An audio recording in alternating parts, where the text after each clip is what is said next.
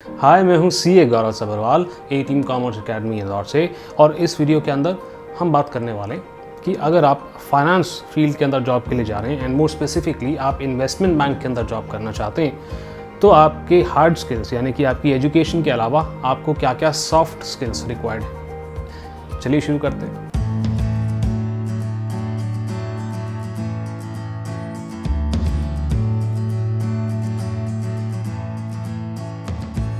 Welcome to another episode of career Tuesdays season 2.0। ये हमारी एक रेगुलर सीरीज़ है जहाँ पर हम करियर रिलेटेड वीडियोस हर हफ्ते लेकर के आते हैं और ये वीडियो एक मिनी सीरीज़ का पार्ट है जहाँ पर हम करियर इन इन्वेस्टमेंट बैंक्स की बात कर रहे हैं। अभी तक 2 वीडियोस इस मिनी सीरीज़ के अंदर ऑलरेडी हो चुकी हैं। पहले वीडियो के अंदर हमने ये देखा था कि इन्वेस्टमेंट बैंक होते क्या हैं और इसके अंदर आप जॉब क्यों करना चाहेंगे। दूसरे एपिसोड के अंदर हमने बात किया था कि टॉप 5 प्रोफाइल्स कौन सी हैं जो इन्वेस्टमेंट बैंक के अंदर आपको टारगेट करनी चाहिए तगड़े से तगड़े पैसा कमाने के लिए। अगर ये वीडियोस आप देखना चाहते हैं तो डिस्क्रिप्शन के अंदर लिंक दे रखा है और ये जो ऊपर आई बटन दिख रहा है ना, यहाँ पर भी प्लेलिस्ट का लिंक आपको मिल जाएगा। फिलहाल इस वीडियो के अंदर हम ये बात करने वाले हैं कि कौन सी ऐसे स्किल्स हैं जो आपके पास होने ही चाहिए, जिसके बिना आपकी क्वालिफिकेशन कैसी भी हो, आपके मार्क्स कितने भी अच्छे आए हों, फर्क नहीं पड़ेगा। ये स्किल्स अगर आपके पास नहीं हुए तो आप इन्वेस्टमेंट बैंक के अंदर एंटर कर जाएं, मुश्किल है। और अगले एपिसोड के अंदर हम ऐसी जॉब प्रोफाइल्स के बारे में बात करेंगे जो इंटरनेशनल इन्वेस्टमेंट बैंक्स के अंदर अवेलेबल हैं और वहाँ पर अगर आप जॉब करना चाहते हैं और तगड़ी सैलरी कमाना चाहते हैं तो आपको क्या करना होगा, ये हम डिस्कस करेंगे।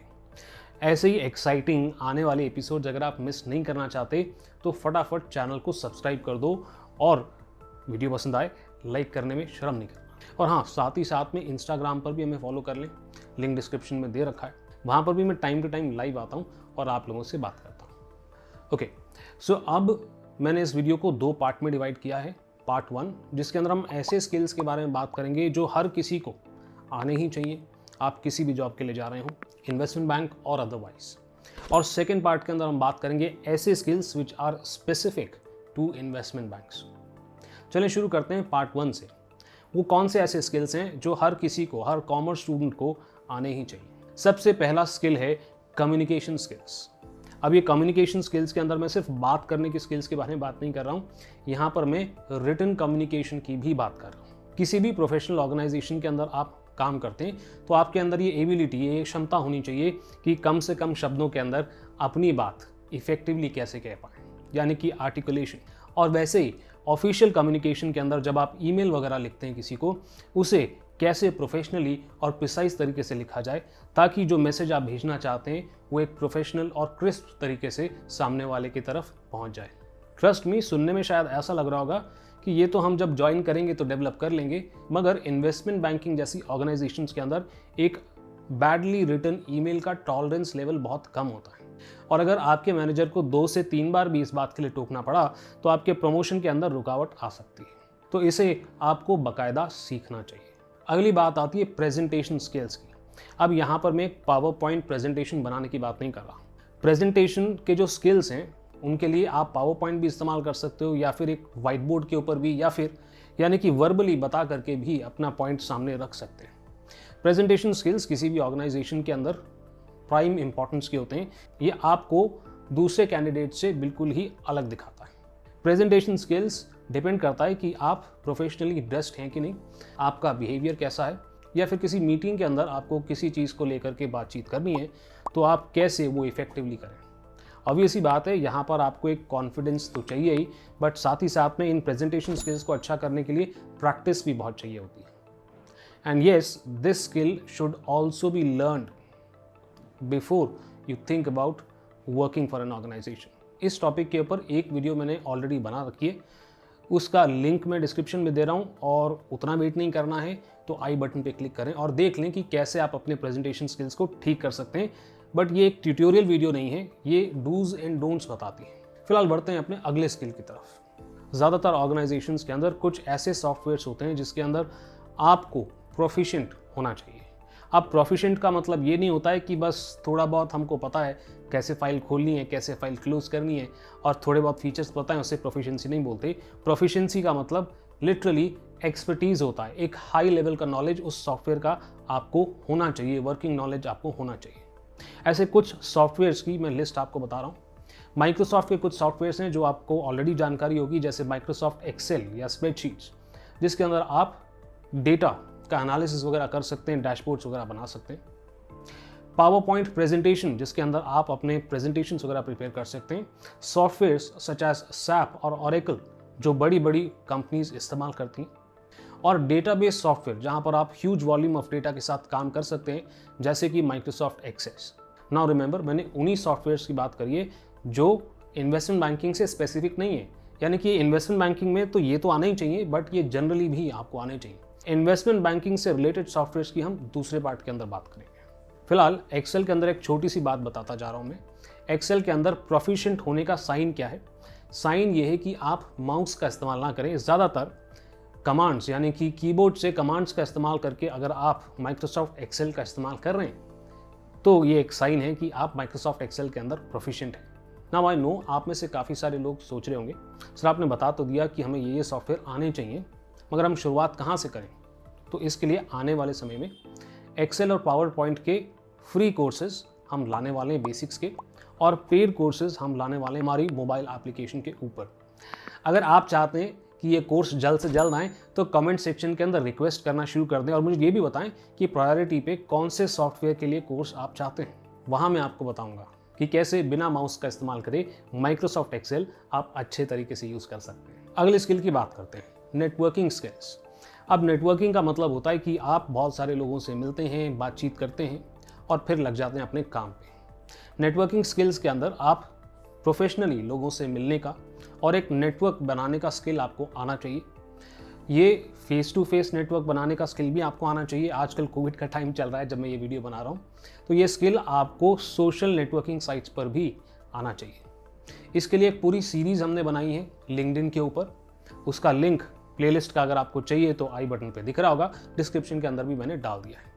आई कांट स्ट्रेस इनफ, मैं बहुत वीडियोस के अंदर पहले भी कह चुका हूँ कि नेटवर्किंग स्किल्स एक्सट्रीमली इंपॉर्टेंट होते हैं। भले ही आपको जॉब चाहिए, भले ही आपको एज ए स्टूडेंट गाइडेंस चाहिए, या फिर आप एक बिजनेस चला रहे हो, नेटवर्किंग स्किल्स एक्सट्रीमली इंपॉर्टेंट होते हैं। और इसी के साथ हमारा पहला पार्ट खत्म होता है। तो चले, उन स्किल्स के बारे में तो हमने बात कर ली जो आपको चाहिए, आप किसी भी ऑर्गेनाइजेशन में जॉब के लिए जा रहे हैं। अब उन स्किल्स के बारे में बात करते हैं जो सिर्फ और सिर्फ इन्वेस्टमेंट बैंकिंग से स्पेसिफिक है। स्किल नंबर 1, कमर्शियल और बिजनेस एक्यूमेन। मैंने देखा यूजुअली इस स्किल को एक्सप्लेन करना थोड़ा सा मुश्किल होता है, बताना थोड़ा सा मुश्किल होता है। मैं फिर भी कोशिश करूंगा बहुत ही आसान शब्दों के अंदर आपको बताना। इसका मतलब है कि आपको जिस बिजनेस में आप जाना चाह रहे हैं, यानी कि जॉब करने के लिए, उस बिजनेस के बारे में और उस बिजनेस के प्रोस्पेक्टिव क्लाइंट्स के बारे में आपको जानकारी होनी चाहिए। आप इन्वेस्टमेंट बैंक के अंदर जा रहे हैं, तो इन्वेस्टमेंट बैंक किन किन एरियाज़ के अंदर काम करता है उसके बारे में आपको प्रैक्टिकल नॉलेज होनी चाहिए। और इसीलिए ये सीरीज़ तो हम बना रहे हैं ताकि आपको ये पता हो कि एक इन्वेस्टमेंट बैंक क्या क्या करता है। तो आपकी शुरुआत ऑलरेडी हो चुकी है। साथ ही साथ में आपको नॉलेज होनी चाहिए बिजनेस एनवायरनमेंट की, कि एक्सटर्नल फैक्टर्स के अंदर क्या चेंजेस आएंगे तो आप जिस बिजनेस के अंदर जॉब कर रहे हैं वो इफेक्ट होगा। जैसे कि इलेक्शन की वजह से स्टॉक मार्केट ऊपर या नीचे जा सकती है, या फिर कोरोना वायरस आउटब्रेक की वजह से बिजनेस के अंदर इम्पैक्ट आ सकता है, वगैरह वगैरह। इसके लिए 2 मैं आपको एडवाइस दूंगा। एडवाइस नंबर 1 है investopedia.com, एक बहुत ही अच्छी वेबसाइट है जहां पर जा करके आप लगातार अपनी नॉलेज को बढ़ा सकते हैं। बहुत ही आसान शब्दों के अंदर फाइनेंशियल टर्म्स के बारे में वहां पर बात करी हुई है। साथ ही साथ में फाइनेंशियल पब्लिकेशंस जैसे Economic Times, Mint, Financial Express आप लगातार पढ़ सकते हैं, और जैसे जैसे आप वहां पर पढ़ते चले जाएंगे आपको अवेयरनेस और नॉलेज आती चली जाएगी। ट्रस्ट मी, आप जब इन्वेस्टमेंट बैंक के अंदर इंटरव्यू के लिए जाएंगे, ये सबसे बड़ा स्किल इंटरव्यू के अंदर टेस्ट किया जाता है। सेकेंड नंबर पे आता है analytical skills. Now these analytical skills are extremely important. याद है क्लास 11th के अंदर बैलेंस शीट हम बनाते थे, या फिर क्लास 12th के अंदर रेशियो एनालिसिस आप करते थे। ये एनालिटिकल स्किल्स नहीं है। एनालिटिकल स्किल्स का मतलब होता है कि किसी कंपनी के फाइनेंशियल स्टेटमेंट्स को देख करके आप समझ पाएं कि क्या फाइनेंशियल स्टेटमेंट्स के अंदर कहने की कोशिश कर रही है, उस इंफॉर्मेशन को प्रोसेस करें, एनालाइज करें, एंड देन फाइनली वहाँ से उस इंफॉर्मेशन को आप इस्तेमाल करें डिसीजन मेकिंग के लिए। तो डजेंट मैटर आप मैथमेटिक्स और स्टैटिस्टिक्स में कितने अच्छे हैं, अगर आपके एनालिटिकल स्किल्स नहीं है और फाइनेंशियल स्टेटमेंट्स को आप ठीक से नहीं समझ पा रहे हैं, इन्वेस्टमेंट बैंक के अंदर आपका जॉब लगना मुश्किल है। तो ये स्किल एक्सट्रीमली इंपॉर्टेंट है। कुछ प्रोफाइल्स के लिए इन्वेस्टमेंट बैंक के अंदर ज़्यादातर प्रोफाइल्स के लिए डेटा एनालिटिक्स का नॉलेज भी आपको होना बहुत ज़रूरी है। डेटा एनालिटिक्स का हमने ऑलरेडी एक सॉफ्टवेयर माइक्रोसॉफ्ट एक्सेस की बात करी है, मगर इन्वेस्टमेंट बैंक के अंदर इस सॉफ्टवेयर का इस्तेमाल कम होता है। इन्वेस्टमेंट बैंक के लिए डेडिकेटेड डेटाबेस मैनेजमेंट के सॉफ्टवेयर्स का इस्तेमाल होता है, जैसे कि ऑल्ट्रिक्स और हाइपीरियन एसबीएस। तो अगर आप एक इन्वेस्टमेंट बैंक को टारगेट कर रहे हैं तो इनसे रिलेटेड कोर्सेज सर्च करें और अपनी नॉलेज इन डेटाबेस सॉफ्टवेयर्स की अच्छी कर लें। अगला स्किल है फाइनेंशियल मॉडलिंग। अब फाइनेंशियल मॉडलिंग क्या है, ये बड़े आराम से आप गूगल से देख सकते हैं, मगर वो इन्फॉर्मेशन आपको इतनी क्लैरिटी नहीं देगी, वो सिर्फ और सिर्फ आपको थियोरेटिकल नॉलेज देगी। उसी तरीके से एक इन्वेस्टमेंट बैंक आपसे फाइनेंशियल मॉडलिंग की वर्किंग नॉलेज एक्सपेक्ट करते हैं। तो किसी भी मॉडल का आप इस्तेमाल कर रहे हैं फाइनेंशियल मॉडलिंग के अंदर, वो ये नहीं पूछेंगे कि इस मॉडल के अंदर क्या होता है। वो आपको एक सिनेरियो देंगे और वो बोलेंगे कि इस मॉडल के अंदर जो आपने इन्फॉर्मेशन इनपुट करी है उसमें अगर चेंज आता है तो आउटपुट किस तरीके से चेंज आएगा। अब ये जो मैंने बात कही है ना, ये वो लोग जो ऑलरेडी फाइनेंशियल मॉडलिंग को थोड़ा बहुत जानते हैं या फाइनेंशियल मैनेजमेंट पढ़ चुके हैं और उसके अंदर कुछ मॉडल्स की उनको जानकारी है, वो इस बात को समझ पाएंगे। बाकी लोग इंतज़ार करें हमारे फाइनेंशियल मॉडलिंग के आने वाले कोर्सेज का। और हाँ, अगर आप चाहते हैं भी फाइनेंशियल मॉडलिंग का कोर्स हम जल्द से जल्द लॉन्च करें, कमेंट सेक्शन के अंदर मुझे ज़रूर बताना। क्यों? क्योंकि कमेंट सेक्शन के अंदर जो स्किल्स के बारे में ज़्यादा वोट्स होंगे उसे हम पहले लेकर आएंगे। अब बहुत ही खास बात मैं करने वाला हूँ जो सुन करके आपको थोड़ा सा शॉक लग सकता है कि सर फाइनेंस जॉब के अंदर हमें ये स्किल भी चाहिए। हमारा अगला स्किल है कोडिंग स्किल्स या programming skills. That's right. It doesn't matter कि आप बहुत अच्छे मार्क्स लेकर के आए हैं, डजेंट मैटर कि आपकी कम्युनिकेशन स्किल्स बहुत अच्छे हैं या मैथमेटिक्स और स्टैटिस्टिक्स के अंदर यूर अ विजिट। एक इन्वेस्टमेंट बैंक में सर्वाइव करने के लिए, लंबे समय तक काम करने के लिए प्रोग्रामिंग लैंग्वेज आपको सीखनी ज़रूरी है और नई नई प्रोग्रामिंग लैंग्वेजेस सीखने के लिए तैयार रहना भी ज़रूरी है। कुछ पॉपुलर प्रोग्रामिंग लैंग्वेजेस का मैं नाम ले लूँ, जैसे Python, XBRL, visual basics, SQL, SES, C या C++। ये कुछ ही लैंग्वेजेस का मैंने नाम लिया है। इसके अलावा भी लगातार नई प्रोग्रामिंग लैंग्वेजेस आती जाती हैं और आपको ये बताना बहुत ज़रूरी है कि आप नई प्रोग्रामिंग लैंग्वेजेस सीखने के लिए तैयार हैं। किसने सोचा था कि कॉमर्स या फाइनेंस की फील्ड में हमें प्रोग्रामिंग भी सीखनी पड़ेगी। मैं जब खुद इन्वेस्टमेंट बैंक के अंदर काम कर रहा था, विजुअल बेसिक का इस्तेमाल करते हुए मैंने अपने कई सारे प्रोसेसेस को ऑटोमेट किया था, जिसके लिए मुझे रिकॉग्निशन भी मिली थी। यही आपको भी करना होगा अगर आप इन्वेस्टमेंट बैंक को टारगेट करते हैं तो। और आखिरी स्किल है, ये भी सुनकर के आप सरप्राइज हो सकते हैं और ये आपको एक कॉम्पिटिटिव एज दे सकता है अगेंस्ट अदर कॉलीग्स और candidates that you working with. वो है फॉरेन लैंग्वेज की समझ। यानी कि सर सिर्फ इंग्लिश या हिंदी आने से काम नहीं चलेगा क्या? नहीं। कई सारे इन्वेस्टमेंट बैंक्स के अंदर आप काउंटर पार्ट्स के साथ डील करते हो और वो काउंटर पार्ट्स कई बार चाइनीज़ हो सकते हैं, जापानीज़ हो सकते हैं और जर्मन्स हो सकते हैं। और अगर आपको इन लैंग्वेज की समझ है तो ये डेफिनेटली आपको एक एज दे सकता है।